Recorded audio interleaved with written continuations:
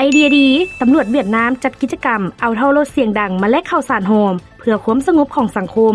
โครงการของกองบัญชาการตำรวจเขตบางอยแขวงแคงฮัวประเทศเวียดนามกำลังได้รับเสียงตอบรับและกระแสในทั้งบวกอย่างหลงไหลจากพ่อแม่ประชาชนในท้องถิ่น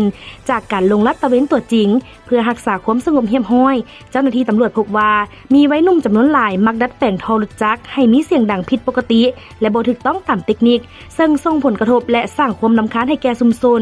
นอกจากการโฆษณาเผยแพร่และดำเนินคดีตามระเบียบการแล้วตำรวจเขตดังกล่าวยังได้เกิดไอเดียสร้างสรรค์โดยการจัดกิจกรรมเอาท่อรถเสียงดังมาแลกข้าวสารหอมโดยเงื่อนไขคือท่อรถที่ถูกดัดแปลง1อันที่เจ้าของรถสมัครใจถอดมาสวยมอบให้เจ้าหน้าที่จะได้รับข้าวสารเป็นของขวัญตอบแทนจำนวน10กิโลกรัมกิจกรรมนี้ถือเป็นการส่งเสริมและให้กำลังใจแก่ผู้ที่รู้จักปรับปรุงแก้ไขสิ่งที่ผิดพลาดและสร้างจิตสำนึกเพื่อส่วนรวมมันบ่เพียงแต่เป็นการศึกษาอบรมวัยหนุ่มเกี่ยวกับวัฒนธรรมการสัญจรเท่านั้นแต่ยังเป็นการประกอบส่วนอย่างตั้งหน้าเข้าในการรักษาความปลอดภัยและความสงบสุขภายในชุมชนอีกด้วย